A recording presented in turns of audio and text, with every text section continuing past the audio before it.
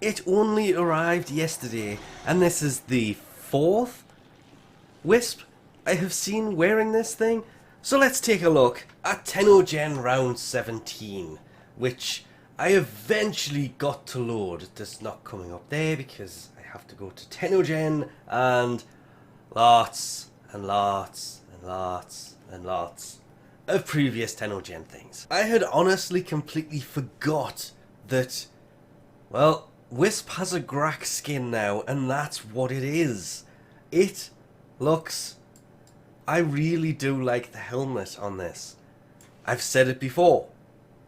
Some of the Graxx skins, the early ones, were kind of okay, but they have gotten so much better over time. To the point of... Every time I do this, I say there's one skin I want to pick up from every tennogen. I haven't. I think I've picked up 3 in total. The last one was Harrow. I believe that was his Graxx skin as well. Yeah, I will probably do the same thing because starting this off, that is probably my favourite skin because that helmet just looks so nice. Don't get me wrong, of course, there's nothing at all wrong with the Wisp Demus helmet. This thing, I love the jets coming off the head. It's a lovely nod towards Nova because I have a Nova helmet that does pretty much the same thing, but I think they come off the back. I cannot remember. And I loved that helmet. And the only thing that really kind of put me off this was, well, it's Assassin's Creed. I just saw this where it comes down at the front and went, ah, that's the Assassin's Creed hood. Moving on to, of course, Baruuk's Grog Skin, and again, that helmet looks amazing. It goes really well with the rest of the outfit. It's not as good as Wisp, but as long as if you use Baruuk more than you use Wisp, definitely worth picking up because that, just from that kind of angle, that helmet looks... I wish you could pick up the helmet and leave the rest of the skin and pay half the price of these because they're not cheap. Harrow Veles Skin is also here, remembering the people who designed them is in the top left, and I never really fell for this one. It looks good, but it's no... I really don't want to say Harrow Graxx Skin because I just like the hood for that skin more than anything else. That helmet on this skin would probably go well together, but having to purchase the whole thing, I really wish they would separate the body from the head. Because I have an Ivara helmet I really do like. This one goes really well for the colour combination and everything else for the Kuvael Huntress. Very Grenier Kuva themed. I've noticed the background has also turned red. But I would love that skin with the other helmet that I use a lot on it. Of course you can use other helmets, it's just I would rather purchase the bottom half and use the top half I have than buy the whole thing. Nothing wrong with that helmet, again, don't get me wrong, that helmet actually looks pretty nice, it's just I prefer the one that I'm using than that one. Which, I love the physics on the helmet when they've got dangly bits, that just looks so nice. And the marketplace just straight up ruined Loki's new skin because this thing is a piece of artwork. That helmet looks amazing with the way the energy flows off it, but just something to do with the way that the lighting works in the marketplace ruined it. It did the same thing with Mirages as well. It was only about now that I noticed this. The lighting is just not good in the marketplace at all. Everything else is fine. The lighting has just gone really weird, but I love that helmet for Mirage. It just... there's something about it. I'm not really sure if it's missing this weird thing on one side or if it's meant to be like that, but... oh, that just... I love that helmet. But it's the same as the other one. It's very Grenier looking. kind of like some of the original Graxx skins actually looked. Saryn's new skin also looks really nice. Again, the helmet looks nice. The rest of it, I'm starting to question why these are full outfits and why it's not just the helmet, because the helmet always looks nicer than the rest of them do. But as expected, Trinity's Nightingale Skin, it has a lot of nods towards the Prime here, but totally worth it. That helmet looks amazing. Even the skin on this looks absolutely amazing. Not to forget, Ashe also has a new skin that, again, it looks like it's meant for the Prime with the Prime bits on the back. But I love the effects on this. The arms actually look nice. This is why the skins make sense, because a lot of the skins have a lot more detail to them than just the helmets alone do. Which leads us here. The Hisame, however you want to call it, skin for Frost.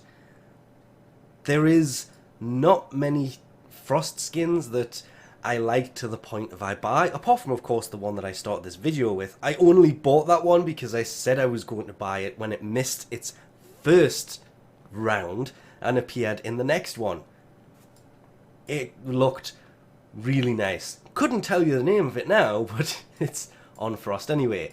This, on the other hand, if I had the money to waste, I would probably buy this, but I run the Aura Arcane helmet, so this is the only reason I don't buy Frost skins, because I run a different helmet, and this skin without that helmet, it still looks nice if you ignore the helmet side of it. Really nice. But it's the helmet that makes this thing just look absolutely amazing. If it wasn't for Wisp's Grog Skin, this would probably have been my pick of the skins for tennogen round 17. Not to, of course, forget, Gara has a new helmet as well. An alternate helmet. And this, I love the glass effect.